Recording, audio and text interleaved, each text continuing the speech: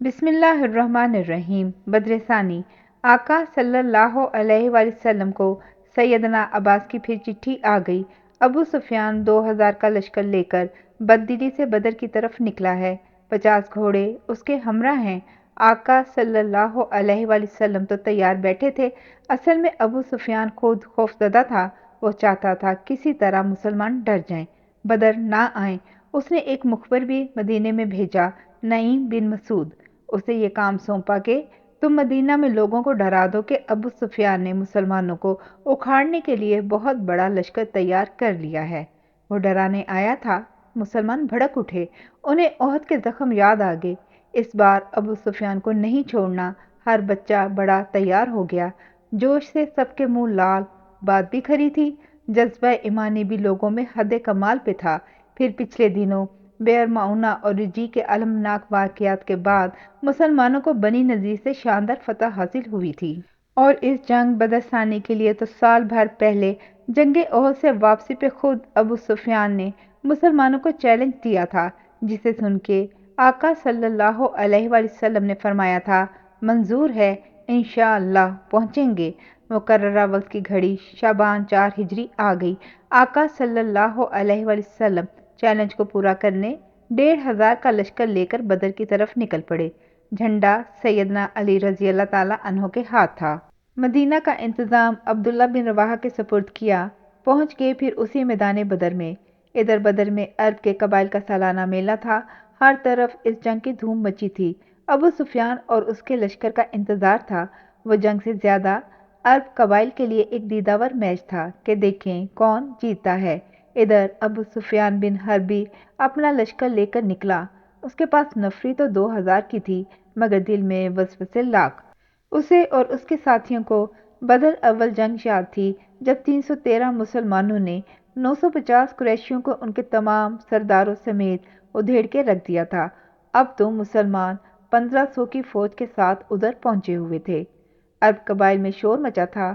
ابو سفیان کو راہ فرار کے لیے کوئی بہانہ چاہیے تھا۔ ابھی غطفان، خیبر اور مدینے کے منافقین سے اس کے معاہدے نہ ہوئے تھے۔ وہ اکیلا قریش کے ساتھ یہ جنگ نہیں جیت سکتا تھا، اسے اس کا ادراک تھا۔ کیا بہانہ کروں؟ مکہ سے باہر مرا زہران میں پڑاؤ ڈال کے بیٹھ گیا۔ جاسوس اسے آ کے ڈراتے، وہ سوچ سوچ کے بوڑھا ہونے لگا۔ آخر اس نے اپنے ساتھیوں کو مخاطب کیا، بولا، بھائیو، جنگ اس وقت مناسب اور موزوں ہوتی ہے جب شادابی ہو، ہریالی ہو، گھاس چارے کی بہتات ہو، جانور دل جمی سے چر سکیں، ہم انگور اور کھجور کی شراب پی سکیں، سیر ہو کے اونٹنیوں کا دودھ پئیں۔ اس وقت خشک سالی ہے، ہرا پتا کوئی نظر نہیں آتا، کنویں خشک ہیں، لہٰذا میں تو واپس جا رہا ہوں، تمہیں بھی یہی ہدایت ہے کہ واپس چلو۔ جب قریش کا سردار اتنا کمزور ہو، اس کی فوج میں کیا دم خم ہوتا۔ سر جھکا کے اپنے اپنے اونٹ گھوڑے انہوں نے اپنے ہی شہر مکہ کی طرف موڑے اور سرپٹ بھاگ گئے۔ ادھر 8 دن تک مسلمانوں نے بدر کے میدان میں جشن منایا۔ مسلمانوں کے لیے وہ جنگ واک اوور تھی۔ لڑے بغیر وہ جیت گئے تھے۔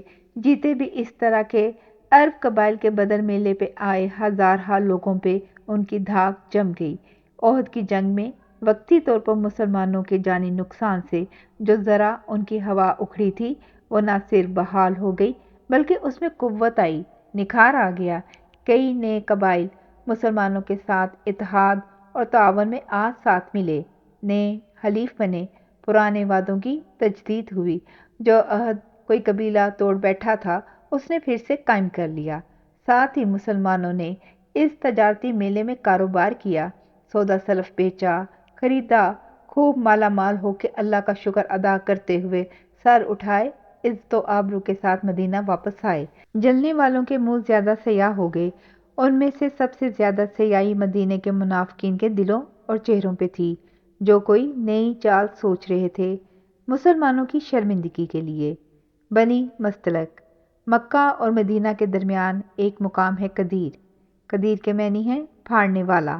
وہاں قدیم عہد میں یمن کے بادشاہ تبا نے مدینے سے واپسی میں پڑاؤ ڈالا تھا۔ ہوا ایسی تیز چلی اس بیابان صحرا میں کہ اس کے تمبو پھٹ گئے۔